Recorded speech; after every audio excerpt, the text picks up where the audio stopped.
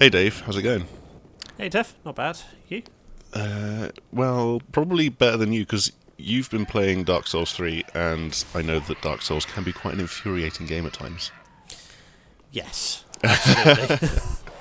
To put it mildly, there's the difficulty level. So first off, like the last time that we spoke about Dark Souls on this website, it was me who had played the game, and I'm not the biggest Souls expert on the site.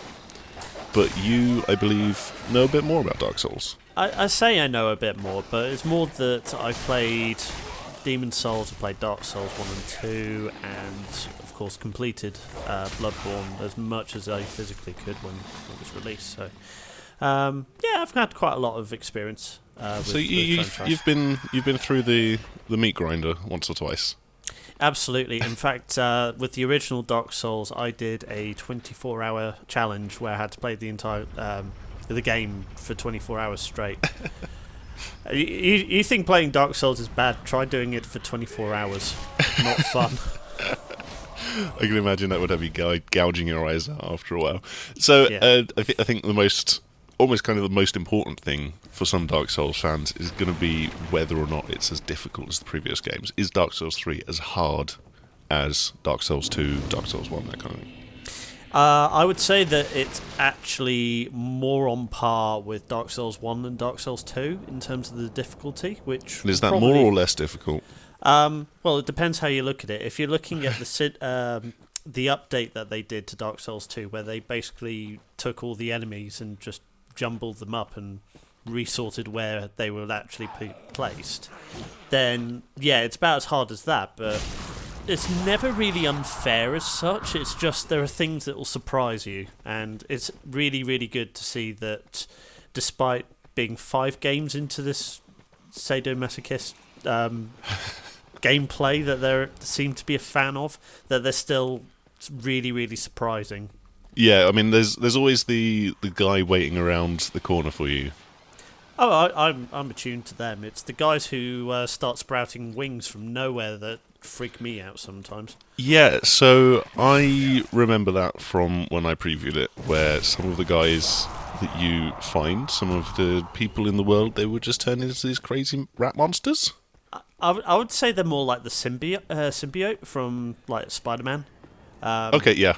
Like Venom almost, and yeah, they're terrifying. They really are. I found myself playing more Dark Souls 3 more like Sir Robin in the woods from Monty Python and the Holy Grail. Where it's just run away from everything. Yeah. Chickening out and buggering off and all that. So, I mean, would you say that these new enemies and those transformations, would you say that's the most unique new addition to Dark Souls? Because I don't think that was in previous games. There wasn't. It was more latter game stuff when Right. they started mixing up the enemy variety, but they've done that more in the beginning of Dark Souls 3, and I think that's a good thing to get used to immediately, is that enemies can sometimes do things you're not expecting them to do. But in terms of whether or not it's the most unique thing that Dark Souls 3 has, it probably is, but there's a lot of the game that I haven't yet delved into, but there is also a couple of new status effects, like being frostbitten, for example, which is not fun, as it turns out. No, I believe it's during a boss fight where that first happens to you. Yeah, but it happens during the first proper boss fight, not the one in the little intro stage. Okay, yeah. But the first proper boss fight, if it hits you too many times, then you get frostbitten, which basically means your stamina won't recover as quickly as it normally does, and therefore you're really, really badly hindered in terms of your dodging ability, which in this particular boss fight is actually quite kind of necessary. Yeah, I remember that guy. He was quite tough. Mm. I got very close to beating him, but then he slowed me down, and then it was just like dead. I think he went down in like the third attempt for me, so Yeah. He wasn't too bad as long if you. No, I that's the think other thing. with him it was kind of like once you know, and it's always this kind of way with the boss fights in these games where it's once you've figured out the system and how you have to go about doing it, then it's not as bad. It's not as bad, and if you have experience with the Souls games, then the usual strategy of rolling up as close as you can and just wailing on something that's bigger than you, as long as he's not too fast, is generally the way to beat them. But no, boss variety in Dark Souls 3 is actually surprising. There's a boss which I can only describe as a giant tree.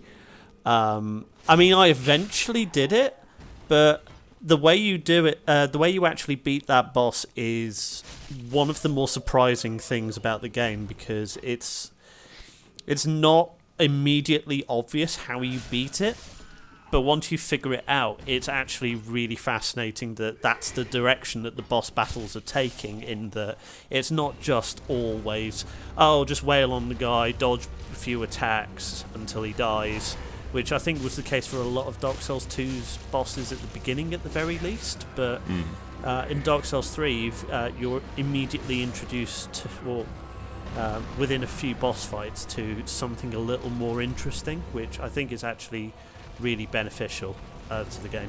I guess that's going to keep things fresh for people that are, as you said, 5 games deep into, or going to be 5 games deep into the series. Exactly. And like we're saying 5, but we're loosely referring to Bloodborne here. Yeah. So I think that Dark Souls 3 has inherited quite a bit of Bloodborne's pace. No. No? Okay. I would actually say that the thing that Dark Souls 3 has inherited most is actually in the visual design. It's a lot more gothic than Dark Souls 1 and 2 was, in my opinion. I mean, it's still definitely fantasy, it's a dark fantasy setting with sort of very grim medieval overtones, but in terms of the actual design of the enemies and just the general vibe that you get from walking around these locations, it does feel a lot more like Bloodborne. But in terms of the actual gameplay, it's definitely more like Dark Souls. Okay. Because, I mean, yeah, you don't get the auto recovery of health when you start wailing on things. And yeah, but I do think that the team behind it have said that it's a little bit faster.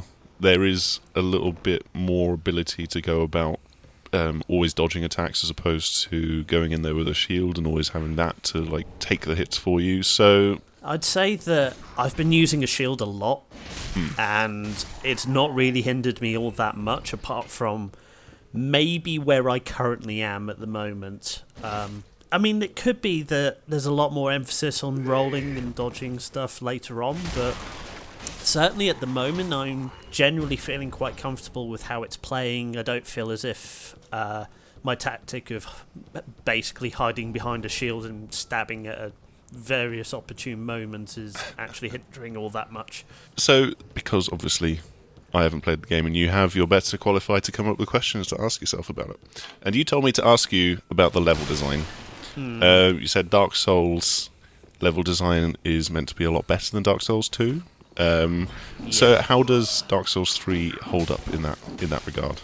The thing about Dark Souls 3's level design is it kind of takes some lessons from Bloodborne's sort of structure in how it's all laid out, but it still feels very Dark Souls in terms of the actual locations. There's, treacherous leaps of faith on occasion that you have to get over, otherwise you'll fall into a bottomless pit. There's an area where it's basically covered in swampland, and the swamp will poison you. I do love a good trip through a poisonous swampland. There was an area in Dark Souls 1 that was infamous for not only having that, but also having severe frame rate issues. And this kind of has similar undertones, including the frame rate, sadly. But yeah, there's a lot of imaginative enemy design and a lot of an imaginative level design. No area feels completely the same. It feels as if someone's actually gone in and designed each of the levels to such intricate detail that I think they probably lost a lot of sleep on designing the levels. Well, maybe it's the stuff of nightmares for the players as well as the designers. More than likely. So you mentioned the frame rate. Is that not very good? Is that not smooth? Because this game does share a game engine with Bloodborne. I've heard things that the PC version will probably run better than this at a Well, more the consistent PC frame version, rate. you can throw an immense amount of power at any game. Yeah. But certainly for the PS4 version, I have seen some rather unfortunate frame dips on occasion, and with it being locked to 30 at any case, it makes it very hard to respond when the game suddenly decides that it's going to tank in performance. But it's nothing really major as such, but it has been noticeable, and it is an unfortunate blemish on a game that I'm otherwise really enjoying. It's the only thing I would say is objectively bad about it. It's a little bit disappointing. As long as you're not dying because of the frame rate directly, I think it's kind of forgivable. Maybe a little bit more panicked, but not dead. Yeah, I'd say that's a fair assessment. Alright, so rounding it up, Dark Souls 3, good for existing fans, good for newcomers, good game in general? Newcomers, yeah, I'd say newcomers would probably have a hard time getting on with this because they won't know what's going on with the story, or even the gameplay will just be too much, I reckon. There's a saying in the community of get good, and Yes. and yeah, this isn't the game to start off trying to get good, I would say, but existing Souls fans will find some new and surprising things that will catch them off guard. And is it a good game in general? Absolutely. I'm having an absolute blast with it. It may be a bit samey in a lot of cases, but I don't think that necessarily matters to a lot of Souls fans. And that is where we're going to wrap things up for today, I think.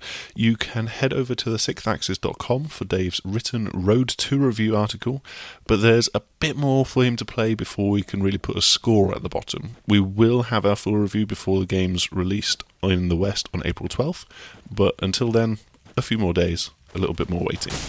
In the meantime, I'm going to ask you to click on those two buttons to like and subscribe if you have enjoyed this video. There's more on the way, and we would hate for you to miss out. So until next time, goodbye. Bye.